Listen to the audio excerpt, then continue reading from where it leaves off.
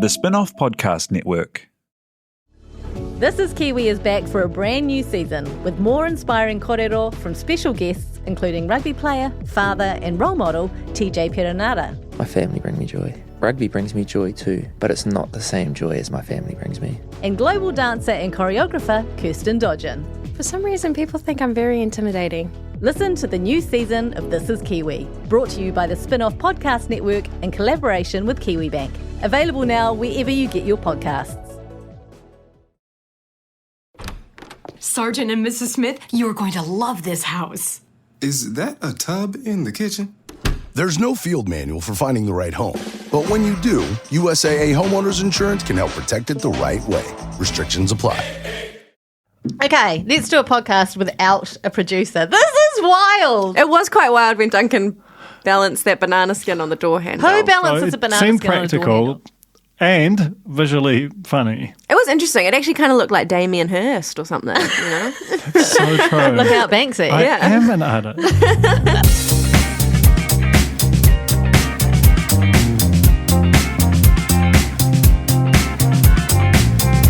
Kia ora koutou, welcome to The Real Pod. It is going to be something a bit special today. And by special, I mean the kind of like the bad version of special. Like something's on special because it's a bit shit. It's past its use by expiry date. date. Like, Why not? Why not? Which I'm going to go to. It's been too long. Context? Oh, yeah. Why Not is like an expired food store in East Tamaki, and I used to be a very, very frequent shopper there. And it's not just expired food, it's just random crap that you didn't think was available in New Zealand. You get like wheels of cheese, like suspiciously cheap. Like I bought so much expired baby formula once. That's what got Vivian through, and that's why she's fine. She's fine. She's just, yeah. There's no issues there. So can't recommend it highly enough. Basically, it's a shit show on weekends, but I'm going to make a trip out.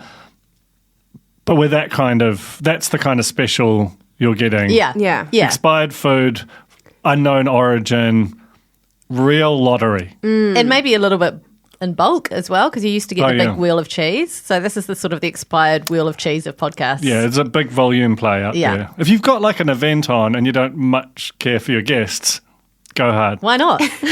Pop this podcast on. Also, how's it spelt? YWHYKNOT. Why? Why not? Wow, I did not. What could it possibly mean? That is breaking news. Actually, we should probably introduce the podcast and ourselves here. So this is The Real Pod. It is your pop culture in Aotearoa and reality TV podcast. And I'm Jane Yee. I'm joined by Alex Casey and Duncan Grieve. And Duncan has something to say. It goes hands in the air. Yeah, so last week there was a prolonged discussion about my new gold chain. And I've gotten a bit self-conscious. I'm not actually wearing it right now, but I do feel nude. I misstated the origin story. You've got a correction to make. Is this a Nikki? It's a correction. Have you had another email from your wife? I haven't had this. This was delivered A live read? Oh, no. Yeah. So basically, for years, I've loved the look of an Italian gentleman, but the thing that moved it from that's a vibe to I must be that was actually Davide and Love Island. Yeah. Yeah. So basically, all winter, just watching those tan gentlemen, all of them, they're bejeweled, They are. but gold chains all the time. And I was like, I have to just do this, which for a 43-year-old chappie. Yeah, I was going to say, you're basically exactly the same Yeah. as Davide in every other way. Absolutely. It's just the chain. I hope we see it return. Me too. It will. I think just own it. That's what a midlife crisis is about. You just got to own it. I know. You just got to commit to the bit. So, yeah, look, I'm working on it. I'm a work in progress. I'm not afraid to say it. But yeah, I just thought I'd bring that correction along. I'd just like to comment on something else about your appearance, if you don't mind. The T-shirt that you're wearing seems suspiciously ironed, which is very unlike you. I can see creases in the arms, or is it brand new? I've worn it before and it's been washed. But, someone's ironed that. But it just hangs right. No, it hasn't been ironed. What's that crease in the arm about then? I don't know. I don't know if I believe you. It's from a shop. I think you're telling lies like a CTI contestant. Anyway, let's get into the real news.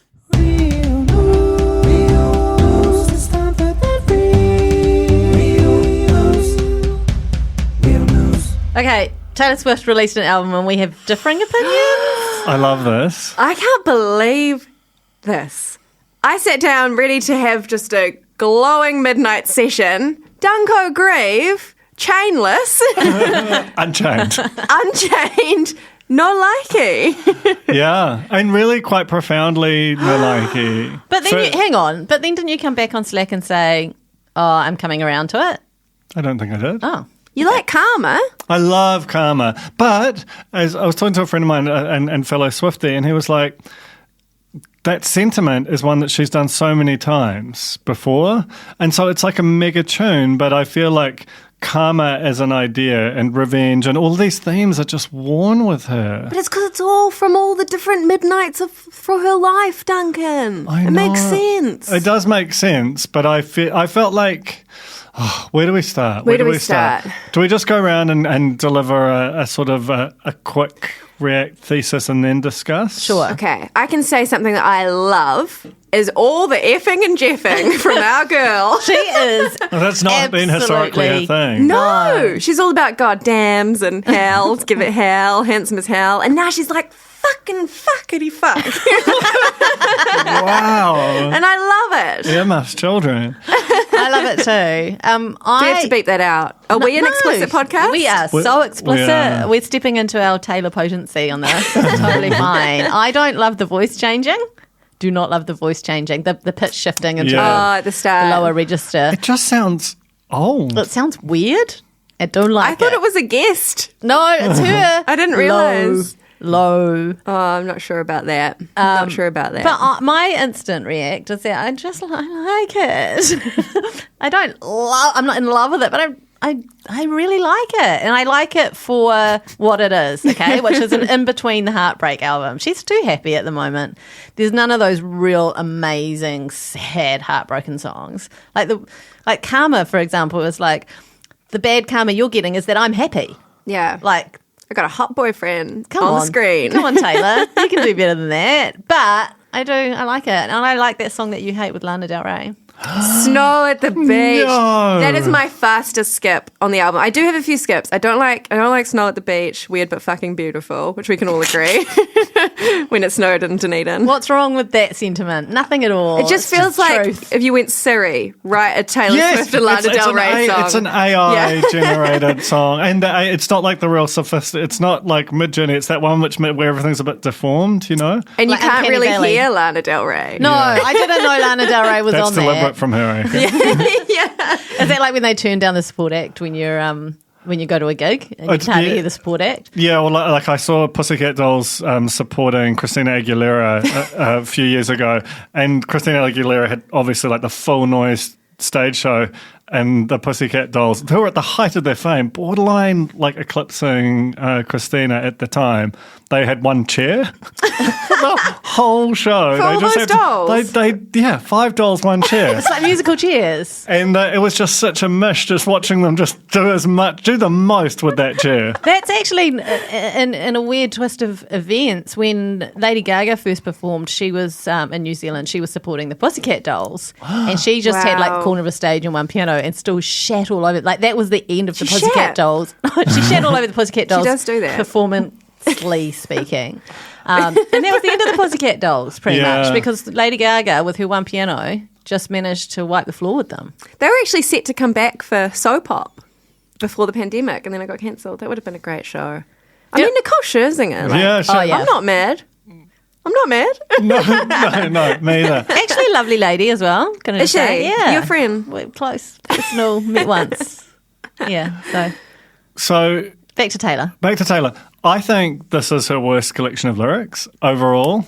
There's some great lyrics. There's some stinkers in there, but I think she's doing it on purpose. She knows that Sexy Baby's going to go all over TikTok in a second. Sexy Baby's horrible. Yeah, there are some bad. There are bad lyrics. So- But so- there's some great lyrics too. Because I've always found Taylor intriguing. I should say if anyone who's not my position is Taylor Swift is the greatest. I'm a huge Swiftie, and But I'm not like uncritically so. Like she's always had some like the nice little dress, like just some real like you could have just used there's so many different words, and she just has some like they're often quite trite, and they just feel like they just needed a sub a lot of the time, but she always makes up for it with these like really vivid, emotionally conjured situations and with just hooks and she always seems to just know where to go with the sound. The one glaring exception being Reputation. And this feels like Reputation 2 to me in terms of like it's just off in terms of the moment. And I think part of the reason why I am just struggling so much with this album was that the Red Taylor's version basically just held me through the last year, and I was so sure that she had like some kind of mental big data operation going where she'd go, okay, the last 2 records had a lot more guitar on them than I've had for probably 5-6 years, and look at the response to the Taylor's versions of Fearless and Red. What the world needs now is for me to zag and just make a guitar record again. Yeah. While everyone else is just hyper synthetic and everything sounds like it's made by AI on some level. And I'd convinced myself that that's what it was going to be. So it comes out, I'm driving, like my kids down, the whole family's like huge Swifties, and we press play and it's just like, it's that weird voice altered thing. And then I go, okay, that's just going to be a one-off. Because I don't mind Lavid Haze, don't mind Maroon. And it just never comes. And then there's like vigilante shit, which just is a thing that should not be.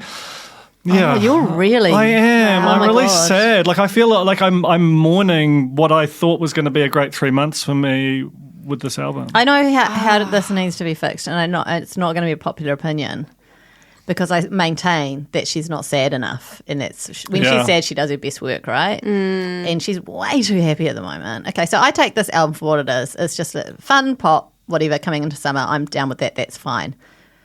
Wintertime, our winter, please, Taylor. Someone's got to kill a cat. Someone's got to get rid of Meredith, and then we're going to have possibly the best Taylor album of all time as she sings sad songs about her cat. Yeah, but then, I'm not going to do it, and I'm not. But you've said it now. That's breaking though. On the Jane is refusing to kill Taylor's cat. Yeah, I do refuse to Even kill for music. Taylor's cat, and I actually Just to be clear, I'm not going to kill the cat either. Duncan? I won't kill Taylor's cat because I'm not sure that would get like the sad over a cat album. I'm just not sure we're going to get the right emotions. Okay, but if I was convinced that it would give us another you'd do it, wouldn't Red. you? Would you rather another bad Taylor album or To Kill a Cat? I think you'd go with the cat, wouldn't you? For the world. Yeah. I'd probably go to prison for the rest of my life. I'm assuming that when you kill a celebrity's cat, there's like a special law. They just haul No out. one needs to know about it. There's no proof. No. Yeah. There's nothing on record. But I actually totally buy your thesis of she's too happy, therefore she's gone back into her bag of like old emotions, and it just feels both sonically but particularly thematically like too similar to where we've been before. Okay, anyway, we should move on. Is there No, I want Alex's thesis. You've done yours. Sorry. I've done mine. I just liked it. I like the swearing. I like when she goes, your room is cheap as Rosie. I like that bit. I just like the little funny bits. Yeah, I like little bits too. I like the little bits. But I think it's, as I say, fine for what it is. Just I skip the line I write. I skip Labyrinth and I skip You're on Your Own, Kid. You always have been. Because that one is cringy. Yeah, that is Cringes cringy. me. But Karma, Bejeweled, Maroon. Oh, I love it. I really, really like it. To me, I am looking for the album that's going to get me through summer, though. And it's fine. This is the one that's going to get you through? Because I only need one album at a time. Maybe sometimes only one song at a time. Me For too. weeks on end. Me too. For weeks on end. It didn't used to be this way. I don't know what happened, but I'm with you. I will say the anti-hero video makes me cringe. Yeah. But why does she always do it? It's like Me. You know, when Me was the big launch Me video was of a Lover. diabolical song, really. Yeah. Delete that from the catalogue. Because I experienced anti-hero first through the video, not just listening to it, and it really gave me the ick. Oh, no. But on its own, I don't mind it. The first couple of lines of Anti-Hero is good, and the hook I think works, but then there's just that section. Like I don't know. I mean, like I need to give it more time because there is a grand history of Taylor things like growing on you and her being right and you being wrong, and I totally acknowledge that. But right now, Oh, man, that's a sad face. I'm a sad man. Oh, let's cheer you up with, have you got any other real news, Alex? Have you bumped into any shilly-billies? Yeah. It's another edition of Who's at the Mall? Who is at the mall, Alex? Me, always. Yeah. And also Kirk. Kirk, what's his name? Kirk the businessman who went out with Angie Stone from Real Housewives.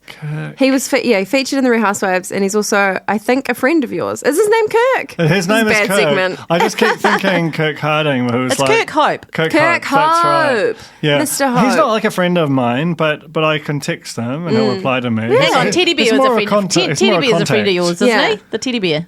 Oh, absolutely not. Oh, God. No, he's like cancelled his house. I know, I just thought you were friends with all the words. Cuddly Look, bear. I Cuddly bear. Cuddly always bear. seek approval from a businessman. Yes. Like that's one of my many embarrassing traits. And along with Davide. wearing a too big gold chain. Why don't you pick Stim the chain? Go, thoughts? I think he'd be into it because the peak of our friendship, he took me for a drive in his Mercedes and we had like quite a long dinner and then he drove me home in Wellington, drove me back to my hotel. And I got into this car and he just turns it on and Lil Wayne is playing so loud, like crazy loud. God. And then he just does not touch that dial. And I'm like, this is a vibe. And so I feel like he would see my gold chain and be like, yep. Yeah, 100%. Righto. What else? Who else? You've seen Oh, someone I've else? seen other people. At the Auckland Airport. Mills Muliaina, Carl Tinana, and Leon Wadham from Rings of Power, and famously the director of Bad News. He's here most days, let's be honest. I know, but to see him at the airport, Yeah, what true. a thrill. Any others? Is that it? No, that's it for me the this week. Did you have any? Quite a good haul, though. Very good haul. No. No. Okay, well, let's. Shall we move on to reality check then? Let's do it. I have 4 weeks to decide if I'm going to drop my entire life in. I am disgusted at how much you have copied my husband. This is fine. I don't even know. Reality check. Okay, we've got a weird thing. A weird thing has happened. We haven't received all of the episodes of Celebrity Treasure Island for this week at time of record. So what we're going to do is we're going to recap the first 2 with no context of what happens in the third one, which is the Wednesday night. But we live in hope that it will arrive and that somehow we might be able to tack it on the end. But if not, we don't know what happened on Wednesday night while we were recording this. Can I do a little plug first? Yeah, plug away. I interviewed the winner of last season's Celebrity Treasure Island and guest star of this season, Chris Parker, on my other podcast, The Fold. And I think it's quite good. I feel like he's quite cool and reflective. Recorded by Jane Yee, so this thing sounds Chris. crazy. Does it sound all right? I have not I listened. don't know. I assume it does. But anyway, check it out. That's what people say. Tune your dial into The Fold. Also, can you rate my podcast? It's still languishing on like a 4.6, which feels like that feels like the Spotify podcast equivalent of like a 2. Okay, so jump on Spotify. You can rate on Spotify now. You can also get on Apple iTunes and review it and rate it there. 5 stars only, though. Not That's interested right. in anything below that. While you're there, do the same for the Real Pot. You know, The Do you know where Real Pod's we're doing at? fine. What's our we're fine. Trying to pull up our rating at the No, we're not moment. fine. I mean, we're fine, but we could always do with more. That's what Well, I'm we saying. want more, but I think we are on the right number. Yeah, 5.0 from 76. Woo! Let's see what The Fold is currently sitting on. Wow, this is really bad. 4.7 off 70. Yeah, I'm aching up. This is bad podcasting, guys. Hey, look, we're desperate. Also, everyone knows I'm sad because of Midnight. Okay, all right. Good. Make the sad man happy and give him a 5-star rating. All right. Okay, so CTI, we are on day 3,647. These guys are actually there a long time now. We're up to like 21 The days. tally thing, like, it's gone for a long time. A really down that long plank. time. They feel like they've moved from I am a celebrity who's on a show to I am living in this location and in a past life I was a celebrity. Like their new reality is where they are. And that has made the show very funny and weird. There's a real sense of like rot in a literal sense. Like, Du Bois like, my feet are mouldy. Oh, yeah, totally. I believe her too. And then she has just like a break that like they can't control, like their emotions are just like they'll start trying to do a joke and by the end of the line they're crying. Yeah. Like multiple people. It's really, everyone is unraveling and it's such good television. The strat is next level, but I think I followed it all. So we start Monday night's episode with Karen having just saved Courtney and Susie D's narrating this and doing a great job. She's pissed. I think it sucks. She shouldn't be allowed. Shouldn't be allowed. And to be fair, we talked about this last week. The more I think about it, the more I come around to the idea that you can't just like save anyone without a card, or something. You can't just like roll in there and be like, I'm going home. If Karen wanted to sacrifice herself, that's fine, but she shouldn't get to choose who she saves. That's true, yeah. Or shaves. Anyway, everyone's playing cards except for Courtney and Ron and Jesse, who is doing the dishes. Apparently clean dishes because he just doesn't want to be... He's just doesn't want to highlight the fact that he's the middleman. His fingers are in every single pie and a few cupcakes. I don't know if his fingers are in the cupcakes. Oh, the cupcakes. I think the cups are on the around. side. Yeah. So is this like bake sale? What's this? I don't know. What's the situation? I love it though. I love it when they go off and basically the cast do a kind of like a visual interpretation of what's going on, and then the graphics team are like, "Leave this with me." Yeah.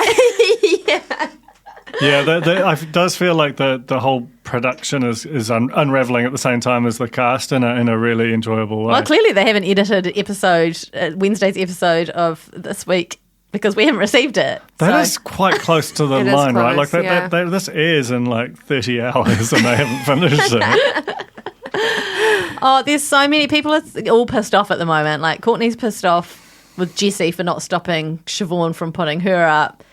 Then Karen's left her clue for Courtney, which is nice. Jesse's in pies and cupcakes. And then there's a charity challenge to just ease the tension, which is the just got married can thing. So this is such a flawed challenge. Disaster. Because you can just stand on, like, the ties were coming undone, which immediately makes it unfair. You can accidentally stand on your own cans. That's fine.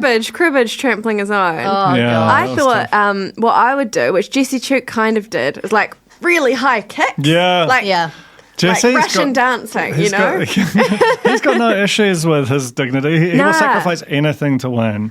And when he does, Ron fouls out and the pair run off into the sunset, which is cute. Again, graphics got in there with a post-produced sunset, which is lovely. amazing. Well, they haven't seen the sun in weeks. I will say briefly, just on the just married can tied to a thing, we actually did this on the weekend. I attended a beautiful low-key family wedding, and on the way to the airport, my partner Joe tied a single can of empty Fresh Up onto the back of the car. We got about 100 metres down the road and we're like, this is way too scary. Pull over, because it was tinging around. It kept hitting the back of the windscreen. Everyone was looking. That's fine. It's way more stressful in real life. What flavour Fresh Up? And what size can? The yellow can, just your regular... Wow, that's the classic. 300 ml. Is that like apple and mango? orange? Apple orange? Yeah. Traditionally, you use like tin cans rather than drink cans, don't you? Oh, but then Joe, how do you tie them on? I don't know. You use number 8 wire and some Kiwi ingenuity. Yeah, I can use a drill.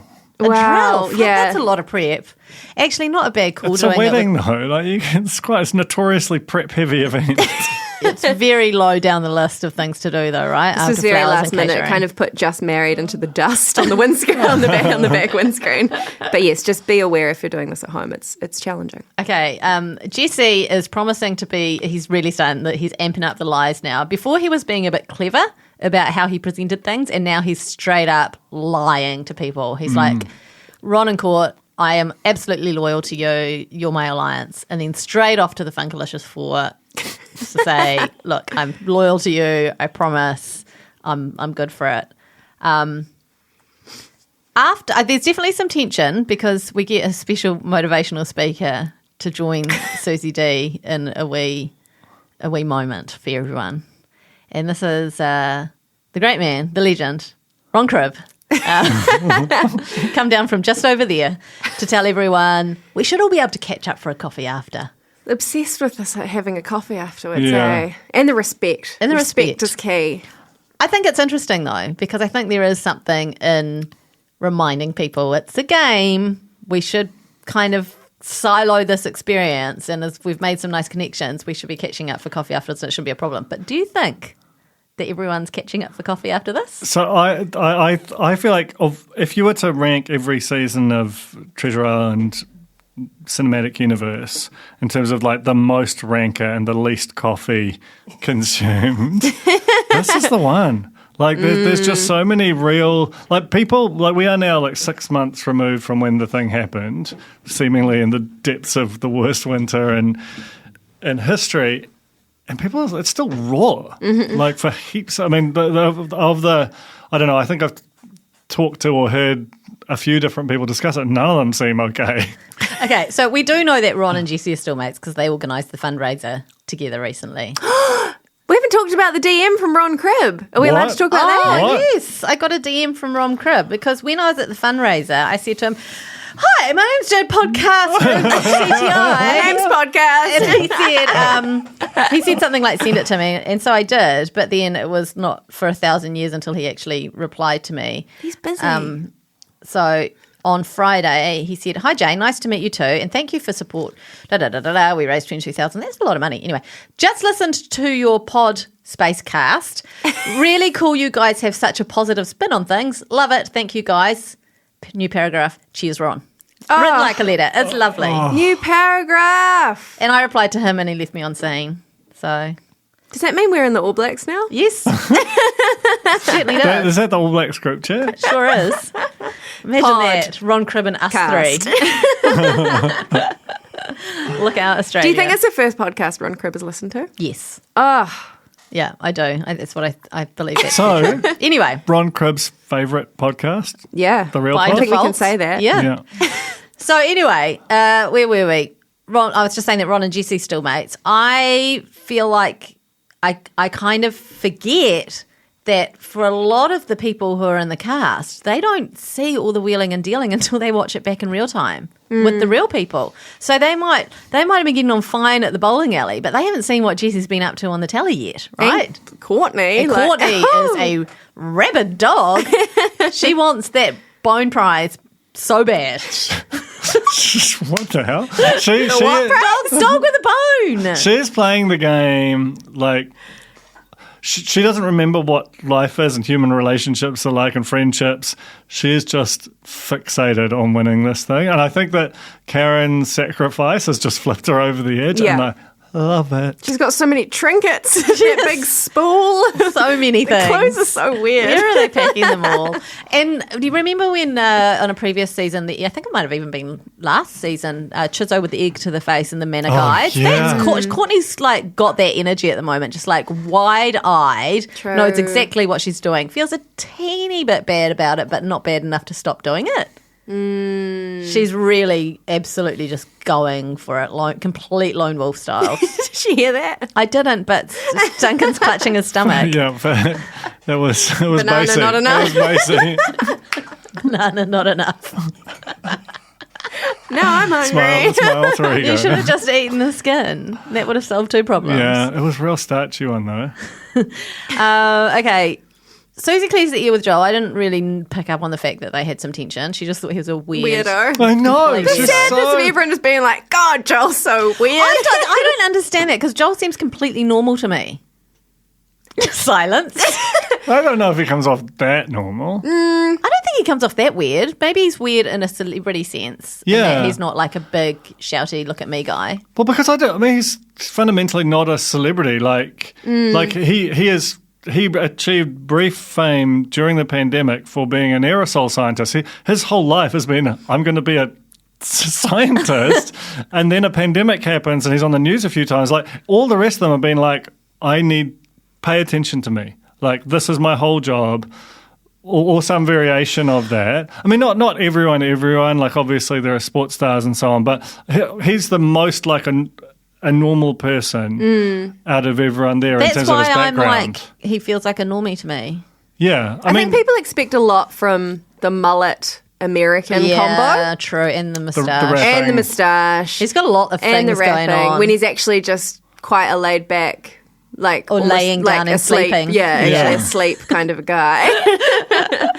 Anyway, it was nice to see them kind of have a wee moment. And she tells Joel that Cam's got the stand down card and can keep someone from competing in a face off and therefore have no chance to win or choose who goes up for elimination.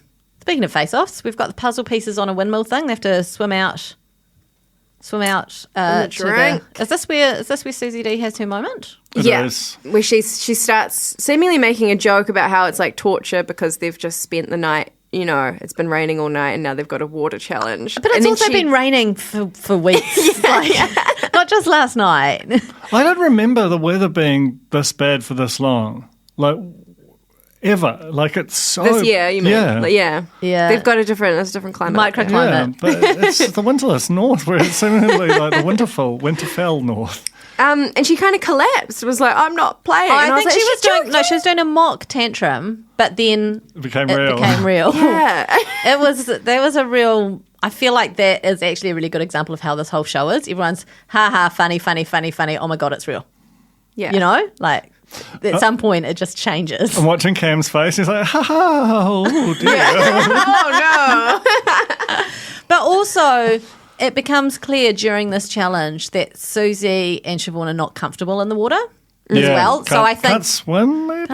Siobhan basically said that she was taught to swim in the last few days. Yeah. And for everyone else who's quite tall, Susie D got out there and it was kind of like up to her neck. So most people could get away with just running out to the planks. But she actually at some point probably was the only person who actually had to swim and probably the person who likes it the least. She's not confident in the water at all. So I feel like that might have informed her little reaction there. Yeah. Not just that it was wet on wet, but also it was actually involving something that she doesn't feel very strong in. Was Cribby, it barely got up to his knees. He just parted the It's sand. so crazy watching him just... Like Jesse's swimming like an know. ocean swimmer, and he looks over. It's just like, he Ron genuinely takes does. 4 steps to the planks. You know, It's crazy. He's like, he is, they described him as the Hulk, but he does have that appearance, like, because it's like water, the physics of water don't apply to him. No. It's just, he's like just walking normally. It's fucking intense. Anyway, who wins? Jesse Jessie. wins. Can we talk about Brianna mooning Matt from her crow's nest? Brianna's performance during this was unbelievable. Crazy. That woman can The act. power went to her head. I mean, there's a reason why she can't go up and be the main person because She's gonna get her ass out. She becomes too powerful. The moon. Now, do you think the moon was choreographed? No. Do you think we No. knew the moon was coming on set? No. I think that was just, Free moon. again. And we know Matt loves a bum. Yeah. he loves a belfie. Is he the Belfie King? Yeah. I don't know. Geordie Porter is the belfie king for a while there. And Paul Henry. It's actually like... Yeah. It's a genre. story. It's almost a ranking, isn't Yeah. it? Yeah. Look, I think again, I think this is the point that everyone's losing the plot, including the hosts. Yeah. You know? I loved her like eating the cheese, seemingly eating the prize. Yeah. But also just doing like a fancy French bit. character, yeah. No one asked for that, but No. she just gave it to us, and it's just a lovely gift. So this is what happens like when Taylor Swift, no one asked for the pitch shifting with her voice and we didn't like it. But this is what happens when when someone tries something new and it's good and we love it. And also, she's not named after a cheese, but Oh, that was a good. You can have good fun joke. with that. You can Yeah. have fun with that. Yeah. God, that platter looks so So good. good. And those sandwiches in a Oh, line. yummy. Yum, yum. Oh, I'm so hungry now. So hungry, wow, my tummy is we've making not so eaten many for noises. all of an hour. I had a banana. Never And these again. people have only been eating rice for like 2.5 weeks. It's great. Okay, right, where are we? Jesse wins. Jesse wins. He takes Courtney and Susan for his cheese board treat, and Ron is pissed. He didn't get to go for the mushroom pasta with Courtney, even though he's in an alliance with Courtney, and now even though he's in an alliance with Jesse, he doesn't get to go for the cheese board. Man needs a feed. Yeah. And They're a big unit. nothing upsets him more than being rejected from the food prize. He was properly enraged. He like, was effing and jeffing. starting to feel like a spare prick at a wedding. You don't hear that ever. What's a spear prick at a wedding? I think it's like is it a single Is person? it a single man? Spare prick. But that's a very famous phrase. Is it? It is, yeah, but I know, should I'm change. just like, is it just any prick that's not the groom? Or Nah, is it nah. just someone who... I think it may, or maybe it's like end of the night, Right. you're a lad, everyone's hooking up. And with he's the not. Bridesmaid, some such. And Ron's going, what am I? I don't think that I've Ron, got a literal spare in prick. this game, Ron is anything but the spare prick at the wedding. He's king prick, if anything. Yeah. King prick. But it just goes to show how just like one slight can really mess with their heads. Suddenly he's like, I didn't get invited to the cheese board. My alliances clearly mean nothing, you know? Yeah. But not only that, when he like, I love the way that he basically forces a loyalty test, and Jesse Parsons is like, only 5 to go now. It's really amazing.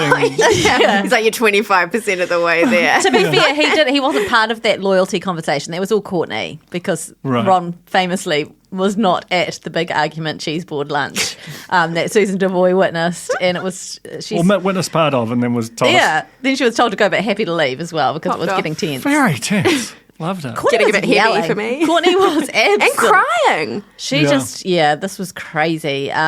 So the long and the short of it is that Courtney's doubting Jesse's loyalty. She wants him to prove it by putting up one of the Funkalicious 4. He wants to put up Joel, who's a cupcake. Let's not forget, he's not in one of the pies. So that means nothing really to Courtney. But she is like, Joel's got a weakness for Siobhan. I'm not sure what she was implying by that, but Joel's got a weakness for Siobhan, and he'll forfeit against Siobhan if you put Siobhan up. So put Siobhan up. And Mastermind. she's right. She's right. She's bloody right. How is she that deep in the game? It's really because amazing. I feel like it's all she thinks about. I Yeah. think she's watching everyone's conversations. She's watching everyone's tells. She's got a mind map in her kainga of all the different, relationships. She's got all the dead animals like pieced out. Like, this is Joel. Is she implying a sort of a showmantic crush, or like what's? No, I think it's just that they go way back, right? They were together in the very first camp, and Joel is very nice, and I think Joel did a line with like, Karen, Siobhan, quite early on. Yeah, I think he just has a soft spot for her, I would say. Right. It doesn't necessarily mean showmance. No. But it was the phrasing was ambiguous. It was, but that's of course they're going to make it look like that. And then the way he well, I mean, we'll talk about it, right? But there was a strange ending. Yeah. The way that Courtney seeded that, and then went straight to Siobhan and was like, here's what's happening. Also, we need to work together. We need a female alliance. She's building a world around She is. her. She's like, I'm telling her this to gain her trust. And now I think I've got some trust, and we can kickstart the women's alliance again. She is playing the game so hard. Jesse asks Cam if he's interested in trading safety for that evening, not putting up for elimination for his game-changing card. Cam says no, he's not going to do that, but I pinky promise I won't use it on you tomorrow. This exchange is really amazing. Like, Oh no! Is it a test? Is it real? it vibes. Is it real? Normally, it only goes off for one. Give it a minute. Okay, no, we got to get out. We'll be back. It's an emergency pod. I'll take my computer. Evacuate the building. God's sake! Talo for Lover. I'm Madeline Chapman, editor at The Spinoff. If you have the means, consider supporting our high-quality journalism by becoming a Spinoff member. Sign up now at thespinoff.co.nz/donate. Kia ora, I'm Duncan Grieve, founder of The Spinoff. You can help us keep all of The Spinoff's award-winning journalism free for everybody by becoming a member today at thespinoff.co.nz/donate. Are you curious about how business can be better? I'm Simon Pound, and I host Business is Boring, a podcast where I kōrero with some of the most interesting people in entrepreneurship, commerce, and making things happen. Tune in to Business is Boring every Tuesday, brought to you by the Spinoff Podcast Network in partnership with Spark Business Lab. Whoa, That was a crazy fire, wasn't It it? was alarming, yeah. we are all okay. thank you for your concern. All the emails and texts we received in the last But why are we 13 okay? seconds. We're okay because Tina bloody Tiller. That's a fire warden. Very, very close friend of the pod, used to produce it for many a year, 410 in fact. And she's a fire warden. She came in here and that little pause we were like, is it real? Is it not? Basically, in that 7 seconds where we were deliberating on whether or not it was a drill or if it was a test, she got the whole company out of the door. We were the last ones out. There's so many people working now. It's crazy. And she had Duncan, her vest on. I love it when she puts the vest on. Duncan needs to be called out for doing a no-no. Oh, when I did a fruit run. Grabbed some fruit on the way through. Tina told me to put my my coffee down. I wasn't allowed to take that out with me, lest I scold someone with my lukewarm coffee on the stairs, which is totally fair. But you didn't go directly to the door. You passed by go and went by the fruit bowl. Well, I was just concerned that what would happen to if it was a real fire, that fruit just goes to waste, and food waste is bad. Yeah. So and we don't know how long we're going to be out there for. Yeah, I was worried about I'm already my stomach's already made its presence felt in this pod. I've now eaten one of those very green bananas, and to be honest, I'm feeling pretty bad downstairs as well. Yeah. They're not green. That's the thing, though. They're they're a bit quite yellow, maybe a tinge of green, but not as much as you would think for the starchy review that you've given. Chalky. I think the problem here is that, Duncan, you grabbed 2 bananas and a mandarin, knowing how bad the bananas were. I just thought we should all have a bad banana. And palmed off the bananas to me and Alex. Did you eat yours? Mine's in my pocket. Not this pocket, it's in my jacket pocket. Because I after watching you eat yours, I thought, no thanks. And this all happened within space of about 15 seconds, to be clear. We can't all... It was a high-octane situation. I just think, the same way the royal family can't all travel together, we can't all eat bad banana at the same time. Yeah, true. It's dangerous. We need succession plans. We should have to nominate, a line of succession for each of us. Yeah, oh my God. Okay, we can work on that, but shall we return to Celebrity Treasure Island? Yeah.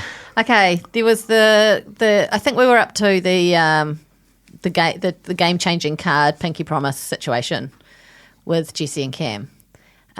So we're off to the elimination now. It's a stacking tower, a Hanoi stacking tower. Whoa, has it got a name? Yeah, Joel recognised it straight away. He knows how to do this. Yeah. And it's one of those ones, I looked at it and the first thing I said was, you can't put the bigger ones on top of the smaller ones. I knew that was, but I didn't know it had a name. But Joel came through. He was like, that's the Hanoi stacking tower. And... surely to get a PhD in science, that's the first thing you have to do. I think that's what you do at your interview, that's don't the you? P. No, that'll be H and the D. P for puzzle. So 2 titans of puzzles up against each other. Joel very clearly just throwing it. It reminded me of that Curb Your Enthusiasm episode with the anonymous brick. Where who was the person who's very keen to be known for having contributed the anonymous brick? I don't know. Was it in the coffee shop? It was it's a very early episode, but basically you buy a brick to contribute to the creation of a library or something, and the brick's $1,000 or something, but some of them were anonymous, but this person was very keen that whereas Joel was pretending to throw it, but also making it very clear that he was throwing it. I feel like he could have been just a step behind, but he basically just sort of stood there staring at it. I'm like, come on, you got a PhD, you're an aerosol scientist. That's what I'd do too, though, because I'd want everyone to know that I was being the sacrificial lamb. I just think, again, that's a completely normal thing to do. No one's above that. What do you do when you're on a Give a Little and it says, do you want to donate anonymously or do you want to put your name in? It depends how much I'm giving. If it's a lot, I'll definitely put my name on it. If I'm really cheaping out, I'll be like, oh no. But I did it. I'll just tell her, oh yeah, I did it. What about you, Alex? What's Give a Little? Maybe we need to start one up for you. It sort of depends whether it's one of the good charities or the bad ones, right? That's true. Refer to our forthcoming rankings. Okay, so Siobhan wins. She knows that Joel's thrown it. She might have won anyway. She was really good at it. That's why I just sort of feel a bit sad for her because she was denied the chance of like a regular competitive win because she really never let up. It was impressive. I think we can all learn from the time that Karen O'Leary spent an hour 15 doing what should have taken 10 minutes in a puzzle that they can edit these things right down. And we actually don't know how long it took Siobhan to do that. In TV edit time, no time at all. But I had a go. Did you? On my phone. Just on my phone. I looked it up and it took me ages. Really? Did you get there though?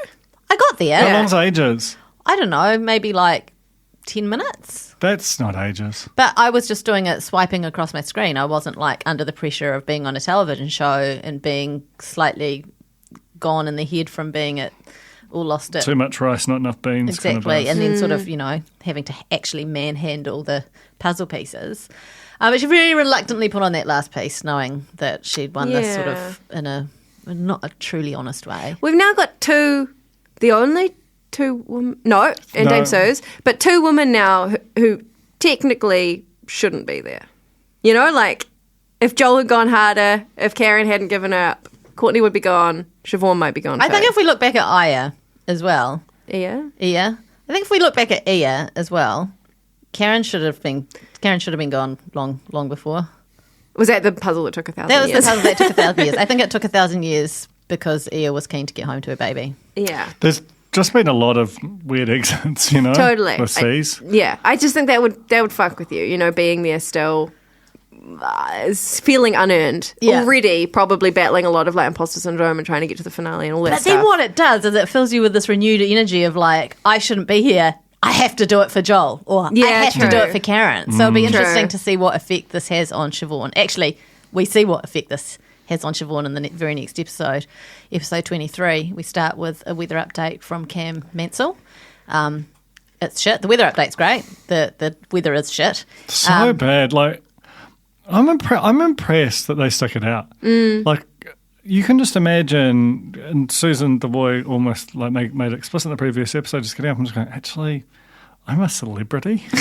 Get me out of here. I'm amazed that like the camps have held up against like tornadoes, weather bombs.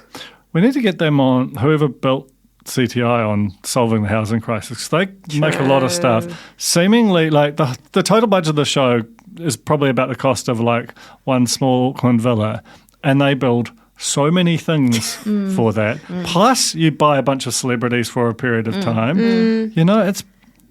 I don't understand. I genuinely don't understand the economics of the show. I don't know how they can afford to make it. I don't know how it's not nominated for a TV award. I'm dark on this. That's a scandal. Let's do a little aside on that. Because there's two reality. I don't know which one it falls into because there's best original and then there's best format. It's a format. I know it's a format, but it's an original New Zealand format, right? It's not one that's been brought from overseas, so I don't know which one it would fit in. But either way, whichever category it qualifies for, it should be a finalist. Well, what's nominated? In the format ones, you've got like MasterChef, Snack Masters, Lego Masters, all the Masters. Okay, yeah. And then in the other one, it's like Casketeers. That's the only one I remember. I mean, not that any of these other shows aren't good, but I just feel like they're not as good. This is juggernaut. iconic. Also, why aren't we the judges? Oh, good, excellent question. Why aren't we the judges? I mean, is there anyone more qualified apart from Rebecca Trelease? I think we have been judges before. And they judged our judging to be here. Yeah, not good. Do you think we'll even get invited? Because remember we did that one time and that was Flappy Show and it was also when Erin and Zach got together. So it was like an iconic moment. A huge night. I hope so. Because someone yelled at you, remember?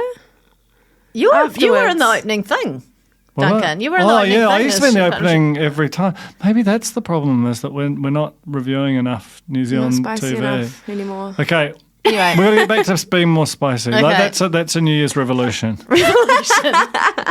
Speaking of revolution, Siobhan is having a revolution on the show. She's got game and she is an immovable monolith. Like, she will not, discourse will not be entered into. Once she makes a decision, and in this case that Jessie and Ron are going up against each other. I'm jumping quite ahead. It's fine. But she was the shining star of this episode. I mean, she's doing what Ron has been preaching, where she's like, I respect you, but I'm playing the game. I like you normally, but at the moment, I think you're a dick. Yeah. She's so good. In the game. I know. She's definitely having coffee with everyone afterwards. Yeah. The charity challenge is classroom basics. I don't know if it feels like this might be one that was just whipped to the inside. With the challenge? Yeah, I feel like it was health and safety. We're just like, you can only sit down. It's too dangerous. You'll be blown into the water. But it was good fun because Susan Devoy won. I really wanted to see that. She reacted appropriately. I was about to say, very, very chill reaction. For someone who had been desperate to win a charity challenge. And I loved her line, if I can't win a general knowledge quiz against this lot, I might as well go home. Oh my God, So she's good. so shady. So shady. I love the question about what the Sistine Chapel ceiling, and it was like, who was the artist? And Elvis put Beyonce. Yeah. And Crib wrote Michael, space. Angelo. Very similar vibe to podcast. It's his thing. Can I raise a point of order about one of the questions, which was how many World Cups has the New Zealand rugby team won? There are two. New Zealand rugby I know, teams. and they just gave it for All Blacks. I thought they Black said Ferns have won like 5. Did they say New Zealand, not All Blacks? I rewound it and was, unless I'm very much mistaken, it was like, how many World Cups has the New Zealand rugby team won? Oh. Mama. Awkward. Did anyone put 5? Did anyone put 5? Well, no, because I think it was 8. It's 8. I think it's 8. Did anyone put 8? No. This changed the whole game. We'll rewrite people history. Like 13 and come on. Because Crib was trolling them from the back. Crib did a hell of a job, but Crib wrote 3, you know. Okay. Anyway, moving on. Mel would have been pissed. I wish Mel was still on the show at that point. You're right. Hey, Siobhan's upset with Jessie, not so much for putting her up, but because he put her up against Joel, right? For like using her to get rid of her mate. Because the logic was sound. Like, it's not like she was ever going home because Joel wasn't going to let that happen. But sorry, explain why. Like, I get that, that you're close, but to sacrifice yourself so that's really intense. Everyone knew it though, so it was clear that that was like a thing that they knew. If they Has Joel been in the elimination arena? Yeah. Yes, remember he famously tripped through the apparatus. How could I forget? That's probably that's a top 3 trip. Maybe he's just like, if I go there again, I'm out. No, it was very much like I don't want to trip over again. He will throw it to save Siobhan. And so maybe that's something that he had expressed at some point. I don't know. Maybe there was a conversation between the pair of them where he's like, you want this more than I do. You've got more to prove and I'm keen to get home. I don't know, but I feel like there's a piece of the puzzle missing that we're not privy to, that everyone else seemed to understand to be fact. And it was proven. I thought it was a big risk to take because there was, I was like, well, what if he decides he's not going to throw it? But he did. So, and he is a competitive guy, but for some reason... Maybe she's got some dirt on him. Maybe she's blackmailing him. Maybe that's the real blackmail scandal. Courtney now, this is where Courtney starts to go completely lone wolf. This alliance that she had with Ron, immediately she goes to Siobhan and she's like, Ron's a ticking time bomb. I know. And I think it was from the four tokens to prove your worth conversation with Jessie to buy coffee. 4 tokens for a coffee? Standard. That was I thought when she first said this, she was just using this as kind of a way to sweeten up Siobhan, to say, look, I don't know if I trust Ron anymore, but she actually genuinely is like wavering on Ron, right? Siobhan's a force. She's actually won quite a few things in recent episodes, and I think Courtney's starting to realise this. Sorry, I'm going a bit crazy. No, it's good. The whole show has, and I love it. Who's your finale prediction, just as an aside? Oh, I think Jessie. Yeah, oh, really? Siobhan. And... Court, surely. Court. And I feel like that's an amazing finale. Yeah. Yeah, I think if we looked at Court and Jessie in the finale, almost with anyone else, with those two, so hungry for it, so... athletic. Just so in the game. So like in the head's game. Just gone. There's a weird... Yeah. But it's also interesting when Jessie talks about the fact that when he tries to convince Siobhan to not put him up, he's like, if we get down to doubles, he thinks about the game ahead, not just the days that they're in. He knows that at some point they get paired up for one of the eliminations. He's like, maybe you and I can work together if we're in a pair. And she's just like, don't trust you, mate. Yeah. You've blown it. Straight up. I love Siobhan. I also love at this point she's just wearing this like black beanie covering all her hair, going straight up. Like a Smurf. Like a Smurf. she's in it. And same with Ron. Ron's like, I've got all the trinkets. Yeah. But he had such weird reasoning. He was like, well, if I go up against Jessie and Jessie wins, I'm giving him the trinkets. So yeah, but that is good reason. So she's like, I still don't get the trinkets if you win or if Jessie wins. So. But she could have demanded the trinkets to save him. I don't think he made it explicit that that's what he was offering. But I think she was did make it quite explicit that she didn't care what he was offering. No. He could offer like the 2011 Rugby World Cup. She'd be like, no. Wow. Cam is on board with Extermination Jessie project, a two-pronged approach, hoping that Court or Cam will win the next challenge and then they could put Jessie and Ron up against each other. And then the next day, they'll stand down the one who loses. It didn't play out like this, though, in the end. But, I could understand everyone's reasoning, and it was so amazing because last week I was so confused.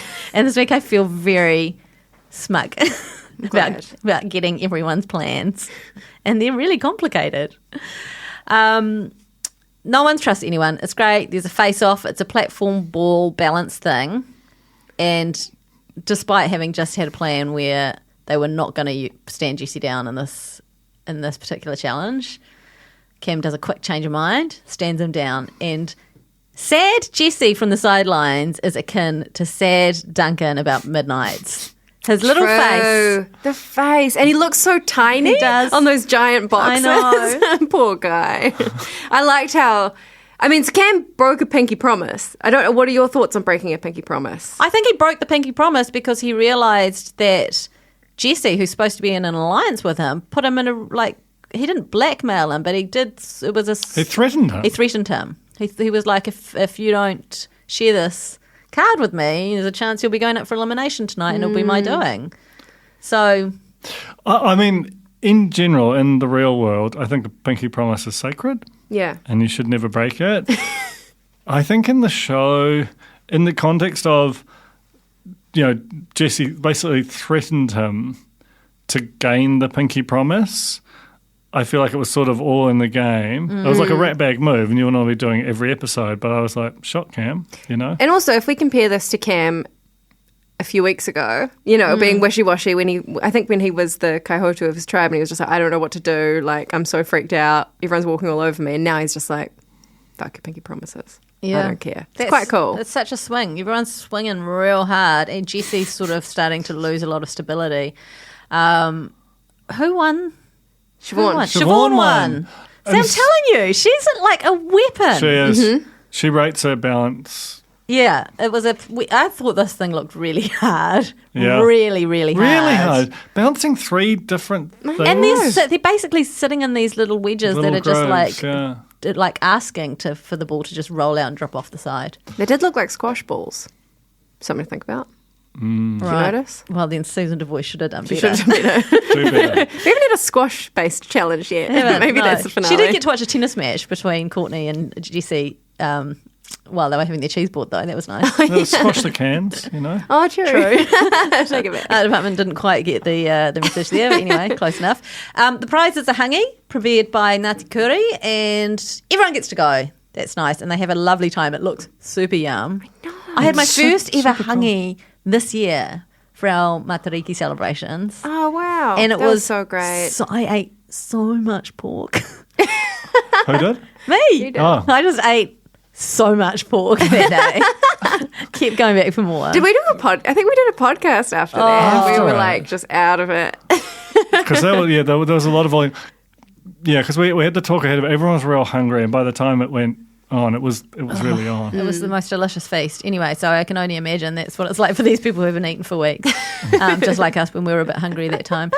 And it was like another beautiful. We had a very similar, really nice, touching hangi. Was it hangi last year or was it just a hangout? I'm not sure with Ngāti Kuri, but it was just a really nice moment in the episode. I know there was a hangi, but yeah, there was a very. These are obviously like a tent pole of the season structure now, and they were always good. It was interesting as well that it kind of came up. They were talking about the natural environment and protecting, the taonga of the sea and stuff, and working closely with Jesse Church's charity. Yeah. Do you think the fix is that? I don't know. I just think it's interesting. I think this helps raise that charity up the ranking a little bit. Oh, because you had them on the bottom. I didn't have them on the bottom. No, I didn't. Let's see. Though I've got to say, I did turn to the person I was watching this with and go, $5,000 to save the whole ocean. That's a real drop in the ocean. Not getting it done. but great work. Anyway. You actually have to rate the charities at the end of the season. I can't. Come on. You're making it clearer and clearer about each pod. So bad. What you value. I think $5,000 is going to go a really long way to the aunties. Yeah, that's true.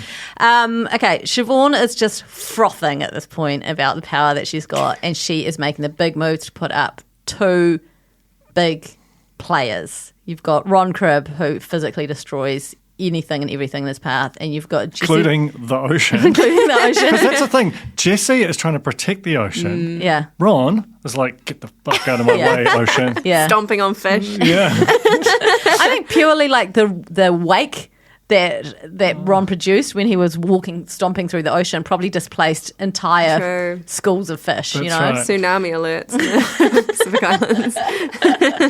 And Jessie the Whippet, who's just wily and clever and cunning and extremely likeable. These two up against each other. And no one can change Siobhan's mind, as we've said. So good. They should have made this a pay-per-view, honestly. $3.49. I mean, I am so excited to see what happens on whatever, if we ever get that episode that is already aired, probably by the time you're listening to this, Wednesday night. We're in this weird suspended reality, aren't we? Breaking news. It's in. It's in. Breaking news. It's okay, in. let's watch it live. No. Okay, no, it's coming ASAP 4 minutes ago. Okay. Anyway, quickly we'll talk about the elimination. So this is Jessie v. Ron. It's a pendulum statue situation. That was a Gumbus challenge. What the hell was I all don't this? understand. You can't ding the thing. You can ding the thing. But you can ding the thing, but only if the thing doesn't knock the statue off. You can't ding the thing.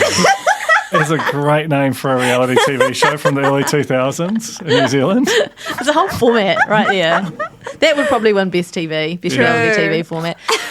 You can ding the thing. What I found interesting was that you can also go right around the thing. You don't even need to go through the gaps. Yeah, why What? go through that at all? Yeah. Are you allowed to go? No. Well, they were. What? They were going right around. They were missing and going right around. So I don't But really then you'll understand. never ding the thing. I don't really You had to keep up the understand. momentum. It was to keep up the momentum, but also your what is that thing? Your little wobbly stand thing, not the statue, but the whole apparatus is not allowed to stop moving. What? Yeah, so it's like if you're, or maybe it's your whatever your it is, spinny thing. whatever it is. Jesse won. And he won a clue, which is coordinates. And in his brilliant Jesse way, he's like, this clue's coordinates. Do I even need this thing? Because, of course, he knows where the treasure is. Yeah, but I do worry that if Jesse makes the final, it's going to be real short. And They'll find a way. They'll find a way. Surely production will find a way to make it an exciting final. Goggles. Put on Upside down goggles. You're doing upside down goggles with cans tied to your ankles. from inside a monolith. And you have to swim through Ron Cribb. Good luck. Oh, that's Tuesday's show. Now, hopefully, what's going to happen now is probably, Duncan, you won't be here because you got a lot of time. Yeah, I'll just be off being sad about midnight somewhere else. But Alex and I will hopefully be back in just a wee moment with a rundown of Wednesday night's episode. And if not, if this just goes dead air and it's the end of the pod and you can see it counting down to the last 5 seconds, sorry! We fucked up. We dinged the thing. Yeah, we did. We did ding the thing. We did ding that one thing. Yes. The we made real it. pod The is real back. pod. They tried to stop us. But we said no. We've slept in the studio until the screener for Wednesday night's episode of Celebrity Treasure Island came through. Come through it did, and here we are. 24 hours later, from what you've just heard, I think we've both grown a bit. We have. Probably changed in some ways. Yep. You've done a panel. That's huge. I've done a panel this morning, thank you. It went well? It went very well, except for the bit... Except for the bit where I said something that was like slightly contrasting to what someone else said, and then just started going, just bear in mind these are all our own opinions, blah, blah, blah, blah. And it's like, what am I doing? Why did you do that? We're not doing op-eds up here. We're just talking about podcasts. Did you think you were going to things. get sued if you didn't say honest opinion? I just felt bad for something that I said that was pro-podcast, anti-radio. Oh, With someone who mama. someone who like, you know, sells both radio and podcast advertising, sitting to the right of me. Did you get egged? I did not get egged. I did not get egged yet. Yeah, I've been egged before. Have you? My house has been egged twice. Mine too. And it's not nice. And I don't know why. So remains to be seen. I got egged by a neighbour that had a crush on me. He used to leave me pizzas on my doorstep because he worked at Pizza Hut. And do you think an egg would go quite nice with that? So, yeah, I just wanted to up my protein.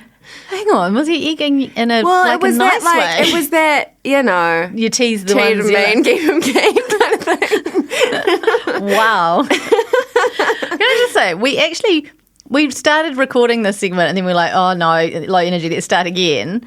And now we've started again and it's weirder than ever. It's weirder than ever. It's but gone to a strange that's place. what happens when you have a break. I found out there's a new Prime Minister in the UK. That's something I didn't know. Oh, Did who you is it? know? No, breaking news. I don't know. Toby Manhire started talking to me about it, and I was like, I'm sorry to this man, as in you, and I'm sorry to this man you're talking about, but I have no idea what you're talking about. I think Toby Manhire should be the new Prime Minister of the UK. I agree. That'd be nice. I think he's probably like 12th in line. He'd stop talking to us, wouldn't he? He'd be too important. That's true. Well, let's just keep him down where he is. But I high-roaded him because he doesn't know who Cam Mansell is. Oh, God. Cam Embarrassing Mansell. for him. Cam Mansell. That's embarrassing for him, I would say. I know. Didn't know Elvis Lepetti. Didn't. So we stay in our lanes and we do a good job. Yeah. That's the rule. You have an orange tongue. Thank you. I just think we need to talk about the orange tongue in the room. Well, you brought these cupcakes back from your lovely panel, brought to you by Rover. Yeah, you can listen to this You might be listening to this podcast on Rover right now. And or should any of you the other... swap if you're not, or is that too far? No, you can do whatever you like. Okay. I'm not beholden to anyone. So there was a big sort of sugar, what do you call that? Rover logo. Yeah. Which I enjoyed, and then some bright orange icing, which I tried to avoid by doing, and people will be familiar with the Anne Hathaway cupcake trick, I which wasn't she famously familiar. discussed on the Kelly Clarkson show once, where you take the base of the cupcake and put it on top and squish down the icing and make it like a sandwich. Lo and behold, still got an orange tongue. It's weird because last time you had a PR cupcake, it was a green one and you ended up with a green tongue so bad that you had to leave the office. I had to go home because I was distracting everyone and I felt really insecure. And I just literally had one of these cupcakes as well, and my tongue pink, just tongue pink, normal tongue pink, and yours is bright orange. So I really feel like we've discovered something here. Poke it out. Oh yeah, still orange, still orange. Poke it out. Anyway. Okay. So where were we? Okay, episode 3 for the week, aka episode 24 for the season. We're down to the final 6. We've got Elvis, Siobhan, Dame Susie, Jessie, Courtney and Cam. What a lineup. Amazing lineup. I'm starting to get stressed because I knew that this was coming, but when they start being like, this is the last charity challenge and this is the last... It's like the end of camp. I'm not ready. They have been there a really long time. I know, but I want them to stay. Oh, well, that's a budget problem and a life problem. We start with, as you say, the very last charity challenge. Slingshots, knocking down cans. They're kind of getting to the dark corners of the art department now. What have we got lying around? Slingshots. That's all we've got left. Man, it's been quite a slingshotty... Well, it's a very slingshot-heavy episode. It was. I can't speak to the whole season because I missed a few weeks, but have there been lots We haven't had a lot. Really concentrated. You don't see a slingshot very often. I'd like Do to see you? more slingshots. Bart Simpson, Yeah. Dennis the Menace. I think, again, a Christmas party with some of these activities would just go down a treat. Although they really struggled with this challenge. Dame Sue's, of course, hit basically all of Courtney's cans down by accident. If you were Courtney, would you go Harvey's on the prize? Because I would. For charity. Yes. For charity, you should, eh? Yeah, I kind of thought that's what was going to happen. And Court just was like, thanks very much, Suze. Yeah. She is an at all costs kind of a woman. She really is. I mean, it's her right, but it's not the way. It's not the way of the island, as we've established. You share. There's some delicious snapper. Everything goes out the window now. They've got one night left at camp, and they're just like, now we're eating delicious snapper, and there's a bloody crayfish. Enormous crayfish. I mean, we're getting ahead, but come on. Where's all this food? Where does this come from? I mean, I think it comes from Ngāti Kuri, but aside from that, they're supposed to still be starving to the very last, aren't they? I want to see them crawling across the sand for a single bean. I think Jesse Chook looks like he is about to die. He's so emaciated. But he's still got a giant grin on his face. He really does. And the less skin and fat he has on his face, the bigger the grin gets. I just am like, that could be, if they stayed on another 20 days, he might lose his magic, because he may not have all that strength. Like, it is negligent and would be suable for certain to get people to a state where they can barely move. But great telly. Interesting telly. Okay, everyone's conspiring against Jesse, right? Yesterday, in the previous episode, everyone had a mandate to get Jesse out, and the little whippet whipped, and he is still bloody Now there. watch him whip and watch him nay. He has so many trinkets. So he's got so many trinkets, and even more by the end of this episode. Cam thinks Jesse's going to win. He's a bit down on it, and Susie's like, what about me though? Yeah. Do you think I could win? Because I could win. Silly boy. Silly boy. But I can understand where Cam's coming from. Jesse looks unbeatable at this point. I liked how Susan said to prepare for the win, she might shave her legs and her armpits. When Cam was like, it's 2021, you don't need to shave your armpits. Yeah. Hang on, no, it's 2022. Loved that. Very, very cute. So yes, as you mentioned, Ron left all his trinkets for Jesse. Weird that he didn't leave even one for Courtney. I know. What happened?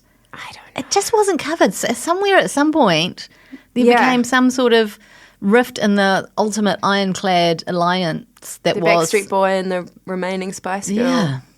I'm so curious to know. And then they get into speculation about having to be paired up because that's what happened last season. I don't have much memory of this. Yes, because this is where Lance blindsided Edna and put Edna with Buck in the pairs. Remember?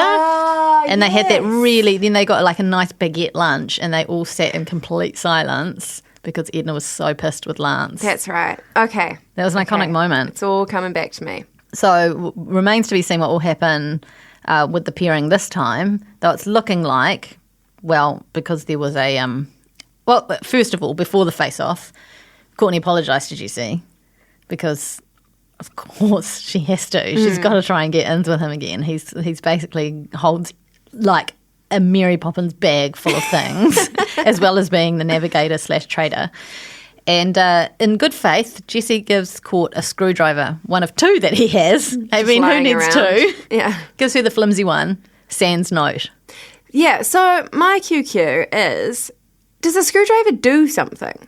Like, do you need a screwdriver, or is it just the fact that it contains the note? I suspect that the tools, because they don't seem to be clues as such, they're almost more like things that might be useful in, I don't know, the challenges in the final day, or maybe unscrewing the lid on the chest. I don't know. You don't have a screwdriver, you just can't get into the cache, sorry. Like, you just go home, so close, sorry. Because I thought kind of like in the end, it sort of doesn't really matter, right? How many clues you've got based on the the past 2 seasons. You just follow everyone else. Yeah, it's very much that vibe. I do remember last year they had the clues kind of led them to they got to a hut and there were bits of a map that were all stashed in like a puzzle. Like there were three complete maps, all kind of like broken up like a puzzle and scurried away into all different objects in the room. And the clues led you to the different objects. But really, all you had to do was go in, open everything that you possibly could find, and grab one of the puzzle pieces out of each thing, and Bob's your uncle. That's right. And that's basically what happened. And then even when they got to the location, the actual digging up basically relied on some like deep garden knowledge that Chris Parker had about a certain kind of shrub. Loved it. Yeah. So it's still anyone's game, right? Mm-hmm. Even though it's Jesse's game. So the face-off is more slingshots, bigger ones this time. The prize is the choice of another clue, which is exciting for everyone. Jesse's just like, I don't even know if I've got room in my pockets anymore. And a phone call home. 2 years in a row, interesting statistic. The phone call winner has gone on to win the game. It's really interesting there. I did not know. Yeah. So it gives you such a boost. Or just a coincidence. Just a coincidence. I don't know if 2 years in a row is quite Who enough won the first statistical season? data. I can't. Wasn't it Sam Wallace? Oh, yeah. Was it? Yeah, it was, wasn't it? What's everyone missing? Well, Cam's missing music and literally no one. What would he have done if he won the phone call? Would he have called up Spotify? Yeah. Shazam, hotline. Susan's missing her husband, boys, and the news, which is great. Jesse is missing his girlfriend, Jules, and the cat waking him up at 3 a.m. and 5 a.m. and so on. Courtney's missing her partner and food.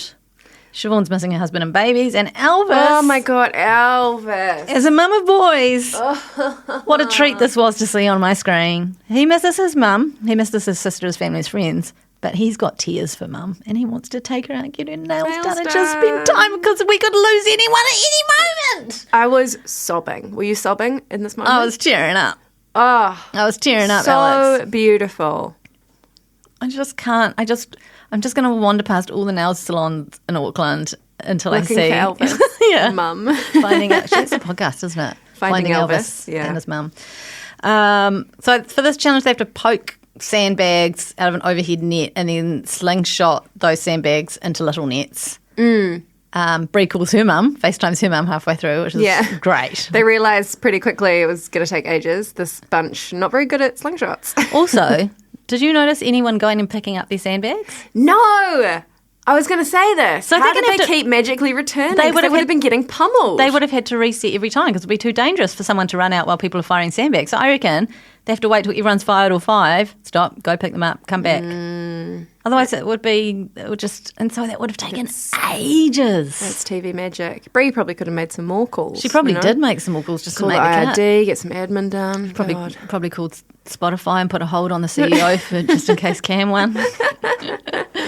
Guess who wins? Big surprise. It's Jesse Hugh. He picks up another clue. This time, the only one he doesn't He's already like, have. I guess I'll have that. By default, I'll have this spool of wool. And then he goes atop the hill to call his girlfriend, which is nice. Lovely Jules of 10 years. Yeah. I hear's familiar with the loving couple. I'm here. Oh, that's right. Your mate says. Yeah. How are you enjoying watching your pal basically A, disappear before our eyes, and B, just absolutely own it? Great. I think he's doing so well. He's doing so well. He's a real joy to behold, a real, model of like positive masculinity, I think, on our TV screens. It's really wonderful. I think also it's been interesting how he's kind of felt bad about some of the stuff he's been doing. I don't really think he's done anything that bad. No. He's just like doing it really well. He's playing the game in a nice guy way. And he constantly is talking about his charity. I don't want to talk shit, but you don't hear Courtney talk about her charity that much outside of the charity challenges. Whereas I feel like Jessie genuinely is really like, I really want to do this. She has. I have heard her say like she wants to win for her charity. Okay, but also take that out. Also think she really wants to win for her Courtney. Yeah. Yes. She's highly competitive and she's got a lot to prove, but she's owning it too. These two just are such machines in this game in every way. And Siobhan also just quietly a bit of a machine. I just don't think she realises how much of a machine she is. She's playing a totally different style of game. But it's working. Totally. And when you add that, like, she's away from her 9-month-old baby. I know. And her 3-year-old. So lucky. What? Maybe she's got that little boost of like independence that's just spurring her on. Like, I'm not just mum out here. I'm Siobhan. warrior Smurfette. castaway. Smurfette beanie. We return to camp to find Susie, as we mentioned, just absolutely hacking into a crayfish like a woman possessed. The look of disgust on Courtney's face as Susan was just tearing open the bod. And then she just Loved it. rips out the flesh and shoves it in her gob, and it's just, she's a savage, and I love it. Then she goes off to an interview, and too much crayfish in one sitting, apparently. And I love how she's just like in real time, she's just chatting, and then she's like, oh, sorry, hold on, I just think I need to go vomit. And just gets up, live mic still. We get a trigger warning from Bree. You hear her just evacuate. Yeah. And then she just sits back and she goes, oh, immediately feel better. Right. Where were we? You know she's one of those people that's like shit-faced at a party after doing beer pong and then just like, excuse me? And like hobbles to the bathroom, vomits, and then comes back like doing the conga. Comes back firing, totally. Who among us has not taken a tactical vomit after gorging ourselves on crayfish? Me, I would never. Never been there? Well, Joe's got a... Joe? Oh my God. Joe's got a vomit thing. Jane has a vomit thing. I have a vomit thing. I'm phobic of vomiting, so I'm no good with it. But I appreciated the trigger warning for the emetophobes amongst us, but it actually wasn't too disturbing. I vomited on a plane recently. Oh my God, yeah, why? Coming back from WOW. No. Oh. Yeah, I ate too much fake brisket. Okay, so it wasn't the plane as such? Or it wasn't the anxiety or plane. anything, And it didn't make sense because it was like a very smooth flight, and yet there I was while we were landing. I Into filled a bag? 3 Into a baggie? bags. 3 bags! It was so stressful and intense and horrible. And because it was feeling, Jetstar, I had no compassion. They were like, can you tip it down the toilet? And I was like, do I have to? Oh my Can we not just put it in the bin, ladies and gentlemen? Anyway. So did you have to get up and go to the loo and tip it down? No, I'd like just triple bagged it and put it in their bin. Oh my God. I'm not going to... Anyway. I don't think I should have to do that. It's just one of those things, like working in a hospital, right? There's going to be some stuff you have to deal with. Yeah. If you're on staff at an airline. Yeah. A real quick shout out to Jodie Rimmer from Bree as well. That's right. Regarding the spew. Different though, because Jodie's was a completely tactical spew. It wasn't even real. She faked a spew to not be put up for elimination.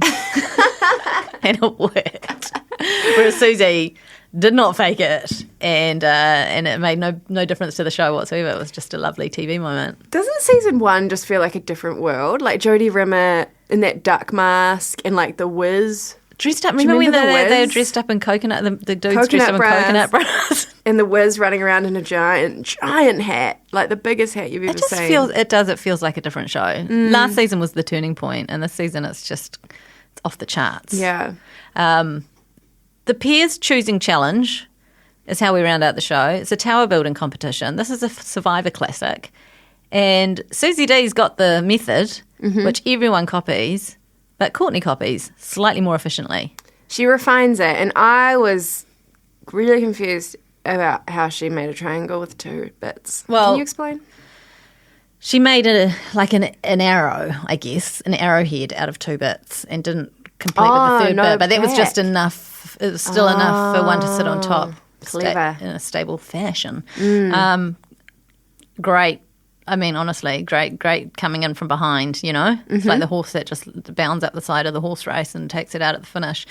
And I really didn't want Courtney or Jessie to win this because I just didn't want them to end up being in a pair in the Peers. I felt bad for Cam. He was right up there. And Susie D. I mean, it was her bloody idea. It was her bloody idea. You're right, actually. It's full credit to the dame, thank you. We should give her a night damehood.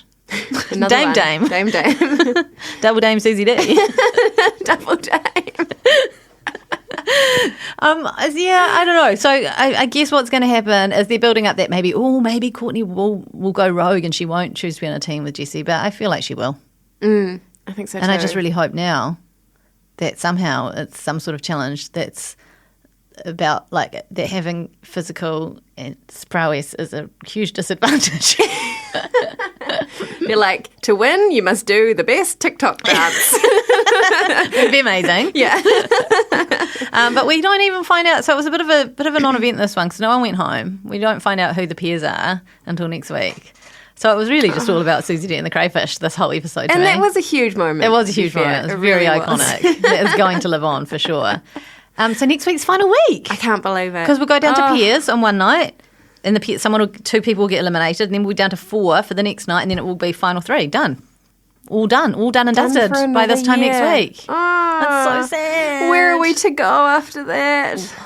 Literally, though, what's on? What are we? Well, there's F-Boy, but oh God, no, I'm out. I'm still watching it, but I'm not having fun. Okay, I want to make that clear. And is that it? Maybe we could start recapping the news.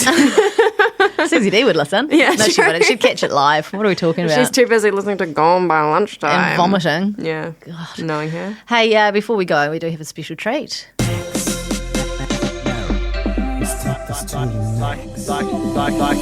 Like and subscribe. Max Key Corner. I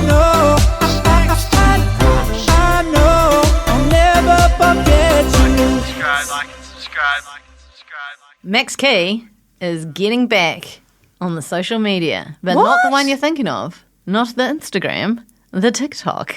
Wow. This is breaking news for me. He's doing TikTokers, but he's doing them, and no one's ever called them that, by the way. Oops. Is it jiu-jitsu? No, we had to find it. Stonewood Key is the name of the thing, and he's like, boys have been slaving away on the site. Let's go treat them out. Yeah, gets him some Krispy Kreme donuts, takes them along, does a little jump, and ends up in a safety vest. Like he's pulling out some TikTok tricks. Look at this one. This is funny. He's on a digger, and he's like, "Oh, what do I do?" And the guy goes, "Oh, pull that. Oh, not that one." And then there's a fake explosion. It's proper TikTok content.